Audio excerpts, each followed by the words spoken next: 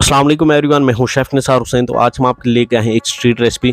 इसने हमारी street food में जो है धूम मचा के रखी है। इसका नाम है सीख तुझी। आज हम आपको दिखाएंगे सीख तुझी आप घर पे कैसे बना सकते हैं, बिल्कुल कम टाइम में, बिल्कुल कम इंग्रेडिएंट्स के साथ। खाने में बहुत ही मज़ेदार होते हैं और जो बनाने का तरीका बिल्कुल हम आपको आसान तरीका बताएंगे, ताकि आप जो है इस मज़ेदार से रेसिपी को जो है घर पे बना सकें। वीडियो को स्किप बिल्कुल ना करना, वीडियो को अंत तक जरूर देखना। तो चलो करते हैं सीख तुझी की रेसिपी स्टार्ट। तो इसके लिए मटन हमने यहाँ पे 200 ग्राम ले लिया। मटन को पहले हमने धो लिया, उसके बाद उसके पीसेस कर लिए। इस तरीके से हमने जो है पीसेस किए हुए, इतने बड़े जो है आपको भी करने, ये देखिए जी।